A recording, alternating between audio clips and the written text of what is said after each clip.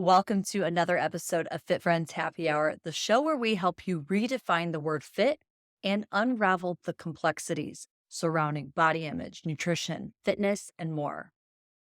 I'm your non-diet dietitian, trainer, and host, Katie, and today's topic is one that often gets thrown around, but may not be fully understood. What does body image actually mean? I recently had a baby and I was getting back into exercise and I was just feeling so weak. That was the word, the narrative in my head. And I want to put a disclaimer on this. Like, I have done the work, obviously, or I wouldn't be in this work, to where numbers are very neutral.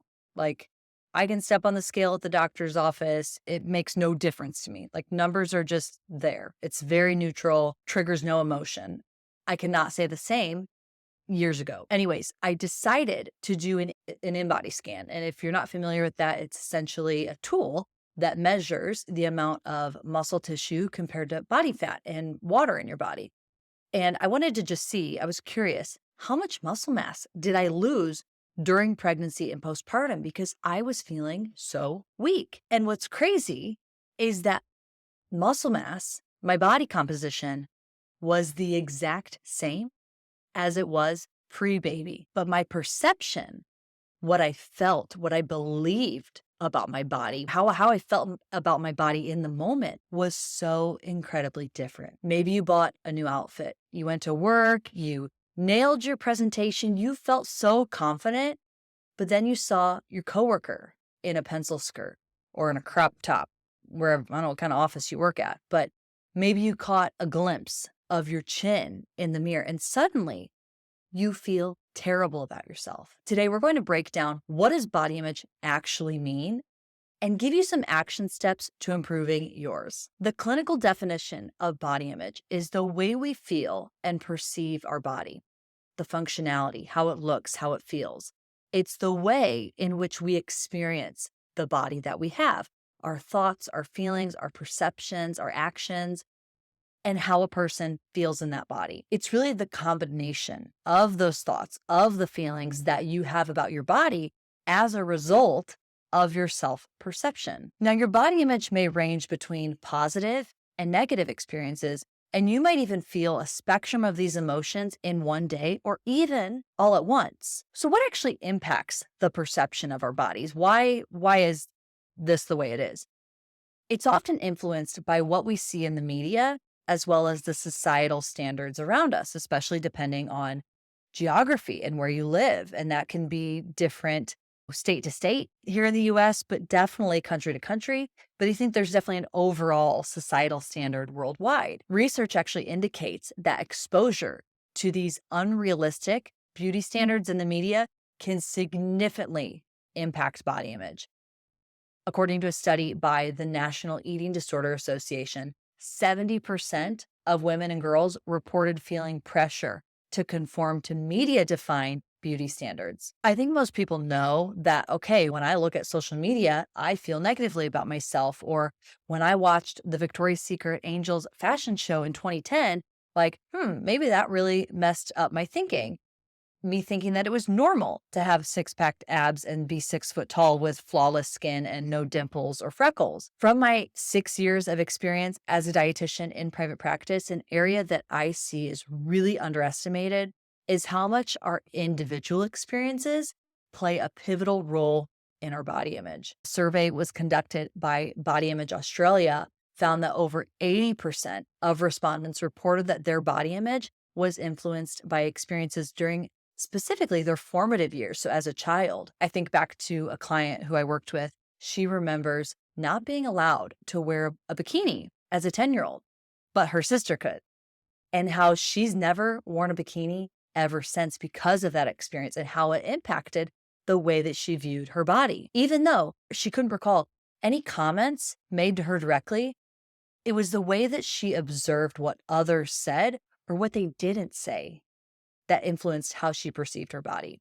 Now we've been working together and she wears whatever the heck she wants, but it was a very eye-opening experience digging into her own experiences just around living in her body. You have a body, therefore you have a body story. And every day that you have experiences that impact your self-perception, they impact the image of you, of yourself. You're probably wondering, well, what do I do if I have a negative body image? But I first want to identify the difference between body positivity and body neutrality.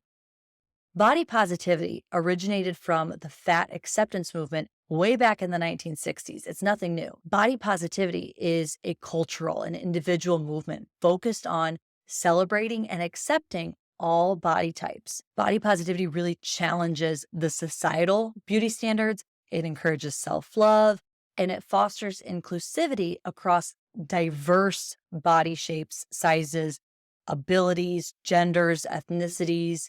And the emphasis with body positivity is on embracing diversity, rejecting body shaming, and promoting confident and positive self-talk. Now, body neutrality has been emerging as a response to the intense focus on body appearance.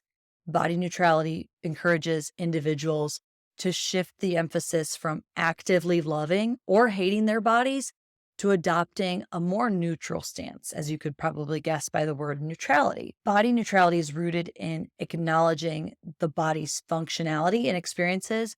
It suggests appreciating the body for what it can do rather than solely for its appearance. This movement seeks to minimize value judgments, promote self-acceptance, and a recognition that, hey, my self-worth extends beyond physical appearances. Both of these concepts aim to foster a healthy relationship with your body by providing individuals with different frameworks for achieving that self-acceptance, which I think is what we're all really looking for. So body positivity, like loving my body, may feel out of reach. However, body neutrality might be something, and I see this a lot with clients, that feels way more doable.